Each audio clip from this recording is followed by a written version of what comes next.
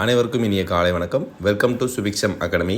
இன்றைக்கி நம்ம எதிர்ச்சொல்லை எடுத்தெழுதுதல் அப்படிங்கிறது அரசாங்க மெட்டீரியல்லேருந்து ஃபுல் ஷார்ட்கட்டாக பார்க்க போகிறோம். அதுக்கு முன்னாடி நம்ம சேனலுக்கு புதுசாக இருந்தீங்கன்னா சப்ஸ்கிரைப் பண்ணிக்கோங்க. ஸோ மொத்தம் நம்ம இந்த டாப்பிக்கில் 213 இருக்குது. ஸோ 2 பார்ட்டாக வீடியோ கொடுக்கலாம் அப்படின்னு இருக்கேன். சரி வாங்க ஃபஸ்ட்டு பார்ட்டு வீடியோக்குள்ளே போகலாம். ஸோ முதல்ல இந்த அடைக்கும் திறக்கும் இந்த மாதிரி ஈஸியானதெல்லாம் நீங்கள் படிச்சுக்கணும், ரைட்டா? டஃப்பானது மட்டும் நான் என்ன சொல்ல போகிறேன், இப்போது ஷார்ட்கட்ஸாக சொல்ல போகிறேன். ஸோ வற்றல் அப்படின்னா தளிர்த்தல். நம்ம வீட்டில் வத்தல் இருக்கும். வத்தல் எப்படி இருக்கும்? சிவப்பாக இருக்கும், காஞ்சி போயிருக்கும். அப்போது காஞ்சி போயிருந்ததுன்னா புதுசாக தளிர்க்கணும் அப்படின்னு இதுக்கு மீனிங் சொல்லுதாங்க. அதுக்கப்புறம் அவல்னால் எப்படி இருக்கும்? அவளை என்ன செய்வாங்க, அரிசியை நல்லா அவிச்சு உரல் இருக்கும், அந்த உரலில் போட்டு குத்துவாங்க. அப்போ உரல் எப்படி இருக்குது? பள்ளமாக இருக்குது. ஸோ 23ஆம் புலிகேசி படம் பார்த்துருப்பீங்க. அதில் வடிவேல் சாரோட மீசை மேலாணிக்கு இருக்கும். அப்போது மிசை அப்படின்னா மீசையை ஞாபகம் வச்சுக்கோங்க. அப்போ அவள்னா மீசை அப்படிங்கிறது எக்ஸாம்பிள்.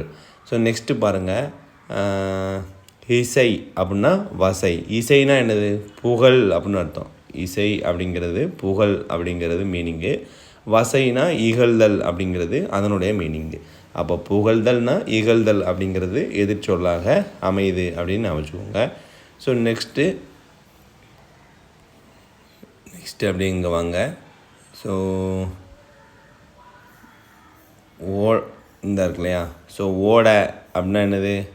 ஒருத்தன் நம்மகிட்டருந்து ஓடி போகிறான், இன்னொருத்தன் நம்ம நோக்கி வரான். அப்போது இதான் ஓடனா வர அப்படிங்கிறது இதுக்கு ஆப்போசிட்டாக இருக்குது. ஸோ கேளீர் அப்படின்னா என்னது? யாதும் ஊரே யாவரும் கேளீர். கேளீர்னால் உறவினர்கள் அப்படிங்கிறது மீனிங். ஸோ அப்போது உறவினர்களுக்கு ஆப்போசிட்டு பகைவர் அப்படிங்கிறதா வரும் அப்படின்னு தெரிஞ்சிருக்கணும். ஸோ நெக்ஸ்ட்டு வாங்க. ஸோ அண்டை நாடு அப்படின்னு சொல்லுவாங்க, பக்கத்து நாடும்பாங்க. அயல் நாடு ரொம்ப தூரமாக உள்ள நாடு, சரியா? அப்போ இது ரொம்ப நல்லா புரிஞ்சுக்கணும். அண்டை நாடு, அயல் நாடு. ஸோ நெக்ஸ்ட்டு பாருங்கள், தலை அப்படின்னா என்னது? ஸோ நம்ம உடம்புல முதல்ல இருக்கக்கூடிய உறுப்பு தலை தான். தலைக்குள்ளே மூளை இருக்கு இல்லையா? அந்த உறுப்பு தான் முதன்மையான உறுப்பு. அப்போ தலைன்னா அதை ஞாபகம் வச்சுக்கணும். கடைன்னா என்னது? கடைசியில் இருக்கக்கூடியது காலுடைய பாதம் அப்படின்னு வச்சுக்கணும். அப்போ கடை அப்படின்னு நான் வச்சுக்கோங்க. ஸோ நெக்ஸ்ட்டு பாருங்கள், இது ரொம்ப முக்கியம். நங்கை நம்பி. என் தங்கையை நம்பி நான் எல்லா வேலையும் செய்வேன். ஸோ நங்கை நம்பி எதிர்ச்சொல், ரைட்டா? இதே ஷார்ட்கட்ஸாக வச்சுக்கோங்க. ஸோ நெக்ஸ்ட்டு பாருங்கள், வேறு என்ன? பிஞ்சு முற்றல், இது எல்லாத்துக்கும் தெரிஞ்சதான். அடுத்து ஆழை அப்படின்னா ரொம்ப ஆழமாக நான் போய் முங்கி நீச்சல் அடிப்பேன் அப்படின்னு ஒருத்தன் சொல்லதான். ஒருத்தன் நான் மேட்டாப்பில் மிதந்துக்கிட்டே தான் இருப்பேன் அப்படின்னு ஒருத்தன் சொல்லதான். அப்போ ஆழை அப்படின்னா மிதப்ப அப்படின்னு நான் வச்சுக்கோங்க. ஸோ சுதேசினா விதேசி. சுதேசினா என்னது?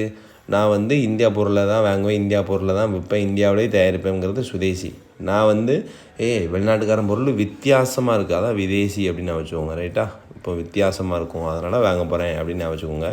ஸோ நெக்ஸ்ட்டு பாருங்கள், சாந்தம்னா உக்ரம், அமைதியாக இருப்பான், ரொம்ப கோவப்படுதான் அப்படின்னு சொல்லியிருக்காங்க. ஸோ இது பார்த்துக்கோங்க. நெக்ஸ்ட்டு சுமங்கலினா அவங்களி. ஸோ சுமங்கலினா பூவும் பொட்டோடு இருக்கவங்க சுமங்கலி. ஸோ அவங்க சுக வாழ்க்கை வாழ்வாங்க. அமங்கலி அப்படிங்கிறவங்க அதை அழிக்கப்பட்டதவங்க அமங்கலி அப்படின்னு வச்சுக்கோங்க. ஸோ சுரர் அப்படின்னா அசுரர் அப்படின்னு வச்சுக்கோங்க. ஸோ அசுரரை என்ன செய்தார்? முருகர் அம்பு வச்சு அடிக்காருன்னு வச்சுக்கோங்க. இந்த ஆங்கிற இடத்துல இந்த இருக்கு இல்லையா? இது என்னது? ஒரு அம்பை குறிக்கும் அப்படின்னு சொல்லுவாங்க. அப்போ அந்த அம்பை விட்டுட்டார், அதனால் இந்த பேரிழந்து போயிடுது. அப்போ அசுரருக்கு சுரர் அப்படிங்கிறது தான் எதிர்ச்சொல். ஸோ நெக்ஸ்ட்டு பாருங்கள், பகட்டு அப்படின்னா எளிமை அப்படின்னு அர்த்தம், ரைட்டா? ஸோ பகட்டுனா நம்ம ஒரு படிக்கட்டு இருக்குது, அந்த படிக்கட்டு எப்படி கட்டணும்? ரொம்ப எளிமையாக கட்டணும், ரைட்டா? ரொம்ப போட்டு காஸ்ட்லியாக போட்டு அதில் போய் கிரானைட் கல் இப்படிலாம் போடக்கூடாது. அப்போ பகட்டு அப்படின்னா எளிமை அப்படின்னு நான் வச்சுக்குவோம். ஸோ அடுத்து திண்மைனா நெய்மை.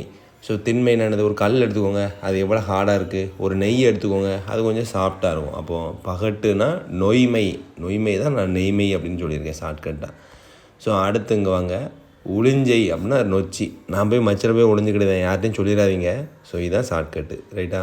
நெக்ஸ்ட்டு பாருங்கள், ஆண்டான்னா அடிமை, இது தெரியும், ரைட்டா? ஸோ நெக்ஸ்ட்டு ஏற்றம்னா இரக்கம், இதுவும் எல்லாத்துக்கும் தெரிஞ்சது தான். நெக்ஸ்ட்டு அறம்னா மரம், நல்லா புரிஞ்சுக்கோங்க. நம்ம நம்ம நம்ம வீட்டினுடைய அறை ஃபுல்லாக மரமாக வச்சுருக்கோம். நம்ம வீட்டினுடைய அறம் ஃபுல்லாக மரமாக வச்சுருக்கோம். அப்போ அறம் மரம் இதை நீங்கள் ஷார்ட்கட்டாக வச்சுக்கிடணும். ஸோ நெக்ஸ்ட்டு பாருங்கள், நல்லவர் தீயவர் உயரம் குட்டை நாடி வெறுத்து பிற இர, நல்லா புரிஞ்சுக்கணும், இது ரொம்ப முக்கியம். ரைட்டா? ஸோ பிறனா இர அப்படின்னு சொல்லியிருக்காங்க. பிற அப்படின்னா இர அப்படின்னு நான் வச்சுக்கோங்க. ஸோ நெக்ஸ்ட்டு இரத்தல்னா ஈதல், ஒருத்தனை கேட்குறது ஒருத்தனை கொடுக்குறது வந்துடுது, பிரச்சனை இல்லை. ஸோ நெக்ஸ்ட்டு நிறுத்தி தொடங்கி இன்மை மறுமை இளங்கலை முதுகலை, இதெல்லாம் எல்லாம் தெரிஞ்சது தான். ஸோ பள்ளமேடு வீழ்ந்த எழுந்த இதெல்லாம் எல்லாம் தெரிஞ்சது தான். ஸோ இது வரைக்கும் நம்ம கொஞ்சம் இதை ஷார்ட்கட்டாக வந்து உங்களுக்கு சொல்லியிருப்போம். ரைட்டா? ஸோ அடுத்த வீடியோவில் உங்களுக்கு ஃபுல் ஷார்ட்கட்டாக மற்ற இதை கொடுத்துருவோம். நன்றி, வணக்கம்.